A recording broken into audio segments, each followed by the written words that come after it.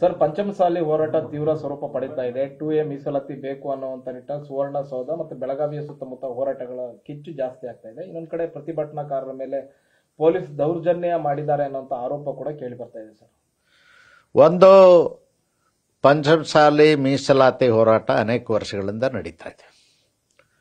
ಪಂಚಮಸಾಲಿ ಹೋರಾಟ ಯಾತಕ್ಕಾಗಿ?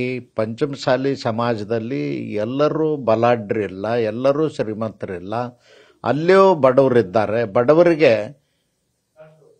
ಶಿಕ್ಷಣ ಮತ್ತು ಉದ್ಯೋಗಕ್ಕಾಗಿ ಮೀಸಲಾತಿ ಬೇಕು ಅಂತ ಹೋರಾಟವನ್ನು ಮಾಡ್ತಾ ಇದ್ದಾರೆ. ಆ ಹೋರಾಟ ನ್ಯಾಯಯುತವಾದಂಥ ಹೋರಾಟ. ಆ ಹೋರಾಟಕ್ಕೆ ಸರ್ಕಾರ ಬೆಂಬಲಿಸಿ ಕರೆದು ಮಾತಾಡಿ ನ್ಯಾಯಯುತವಾದಂಥ ಮೀಸಲಾತಿ ವ್ಯವಸ್ಥೆಯನ್ನು ಜಾರಿಗೆ ತರಬೇಕಾಗಿತ್ತು. ಅದರ ಬದಲಾಗಿ ಲಾಠಿ ಚಾರ್ಜ್ ಮಾಡಿ ಅಮಾನವೀಯತೆಯಿಂದ ಸಿದ್ದರಾಮಯ್ಯನವ್ರ ಸರ್ಕಾರ ನಡ್ಕೊಂಡಿದೆ. ಅದನ್ನು ನಾನು ಖಂಡಿಸ್ತೇನೆ. ಮತ್ತೆ ಇನ್ನೊಂದು ಕಡೆ ಸುಪ್ರೀಂ ಕೋರ್ಟ್ನಲ್ಲೂ ಕೂಡ ನೀವು ಅರ್ಜಿ ಲಾಸ್ಟ್ ಟೈಮ್ ನಿಮ್ಮದೇ ಸರ್ಕಾರ ಅದನ್ನ ತಡೆ ಹಿಡಿತೀವಿ ಅನ್ನುವಂಥದ್ದು ಹೇಳಿದೆ. ನೀವೇ ಮಾಡಿದಂತಹ ಮೀಸಲಾತಿ ವಿಂಗಡಣೆಯನ್ನ ನೀವೇ ತಡೆ ಹಿಡಿತೀವಿ ಅಂತ ಹೇಳಿದ್ದೀರಿ. ಸ್ವಾಭಾವಿಕವಾಗಿ ನಾವು 2D ಮೀಸಲಾತಿಯನ್ನು ಕೊಟ್ಟಿದ್ವಿ. 7% ಅವ್ರಿಗೆ ಮೀಸಲಾತಿ ಕೊಡ್ತಕ್ಕಂಥ ವ್ಯವಸ್ಥೆಯನ್ನು ಮಾಡಿದ್ವಿ.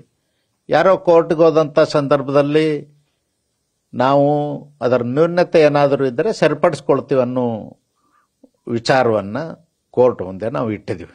ಇವತ್ತು ಕೂಡ ಸರ್ಕಾರಕ್ಕೆ ನಾವು ಆಗ್ರಹ ಮಾಡ್ತೀವಿ, ನಾವು ಮಾಡಿದಂಥ ಮೀಸಲಾತಿ ವ್ಯವಸ್ಥೆ ಒಳಗೆ ಏನಾದರೂ ನ್ಯೂನತೆಗಳಿದ್ದರೆ ಅದನ್ನು ಸರಿಪಡಿಸಿ ಜಾರಿಗೆ ತಗೊಂಡು ಬನ್ನಿ. 2A ಮೀಸಲಾತಿ ಒಳಗೆ ಇತರ ಸಮುದಾಯಗಳ ಹಿಂದುಳಿದ ವರ್ಗದ ಸಮುದಾಯಗಳು ನಾವು ಅದಕ್ಕಾಗಿಯೇ 2Aದವರು ಅತ್ಯಂತ ಹಿಂದುಳಿದವರು ಕೆಲವರು ಇದ್ದಾರ ಅನ್ನೋ ಕಾರಣಕ್ಕಾಗಿಯೇ 2D ಮೀಸಲಾತಿಯನ್ನು ಮಾಡಿದ್ವಿ. 2D ಮೀಸಲಾತಿ ಕೊಡ್ತಕ್ಕಂಥ ವ್ಯವಸ್ಥೆ ಆಗಬೇಕು. ಬಿಜೆಪಿ ಹೋರಾಟ ಹೇಗೆ? ನಾವು ಹೋರಾಟಗಾರರಿಗೆ ನಾವು ಬೆಂಬಲಿಸ್ತೀವಿ. ನ್ಯಾಯಯುತವಾದ ಹೋರಾಟ ಅಂದ್ರೇನು, ಸಾಮಾಜಿಕ ನ್ಯಾಯಕ್ಕಾಗಿ ಹೋರಾಟವನ್ನು ಮಾಡ್ತಾ ಇದ್ದಾರೆ. ಬಡವರಿಗೆ ಉದ್ಯೋಗ ಮತ್ತು ಶಿಕ್ಷಣದಲ್ಲಿ ಮೀಸಲಾತಿ ಸಿಗಬೇಕು ಅನ್ನೋದು ನಮ್ಮ ಸ್ಪಷ್ಟವಾದಂಥ ನಿಲುವಿದೆ. ಬಡವರು ಯಾರಿದ್ದಾರೆ ಅವರು ಮೀಸಲಾತಿ ಒಳಪಡಿಸಬೇಕು ಅನ್ನೋದು ನಮ್ಮ ಅಭಿಪ್ರಾಯ. ನ್ಯೂಸ್ ಫಸ್ಟ್, ನಿರ್ಭೀತಿಯಿಂದ ನಿಮ್ಮ ಪರವಾಗಿ.